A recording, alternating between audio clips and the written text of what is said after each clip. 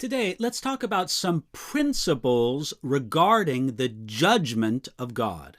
I'm going to read to you from 2 Kings chapter 15, verses 2 Kings chapter 17, verses 5 and 6, where we read this.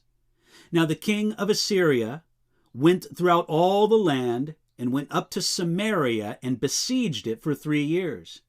In the 9th year of Hoshea, the king of Assyria took Samaria and carried Israel away to Assyria, and placed them in Hala and by the Habor, the river of Kozan, in the cities of the Medes. It took a 3-year siege, but eventually the king of Assyria conquered Israel, the kingdom made up of the 10 northern tribes of the children of Israel. We read, the king of Assyria went throughout the land and went up to Samaria and besieged it for 3 years. This was a long, dedicated campaign to finally crush the rebellious kingdom of Israel, who had defied the power of the Assyrian Empire. Though it took a 3-year siege, it was worth it to the Assyrians. The walls surrounding Samaria were good enough to keep the enemy out for 3 years. But the strength of the walls could not stand against the judgment of God, and the Assyrian army was in fact an instrument of God's judgment against Israel.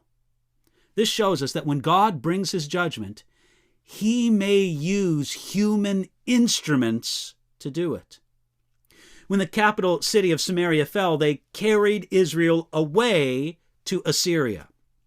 This is what the Assyrians did regarding many of the nations they conquered. They deported all but the very lowest classes back to the key cities of their empire, either to train and utilize the talent or to enslave the able.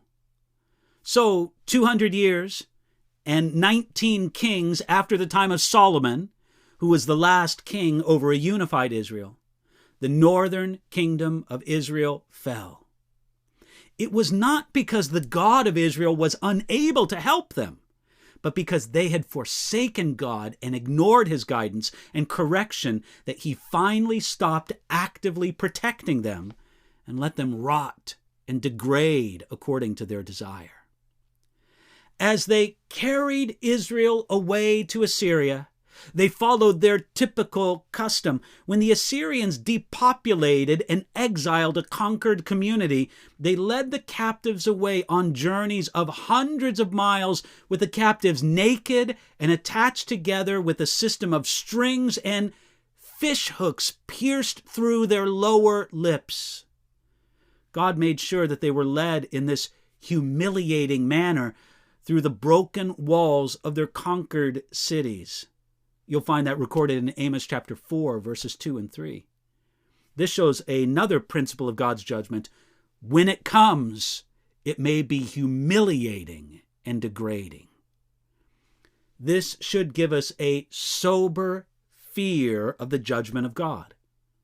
Israel had enjoyed a heritage of rich blessing in the past, but that in itself would not protect them from God's judgment if they continued to mock God and rebel against him.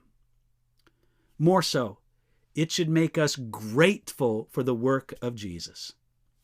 When Jesus died on the cross as our substitute, he took the judgment we deserved. God did it through human instruments, and Jesus was, humanly speaking, humiliated on the cross. Jesus bore all of that so that those who put their trust in him would never face God's judgment. Hey, I hope that describes you as you walk with the Lord today.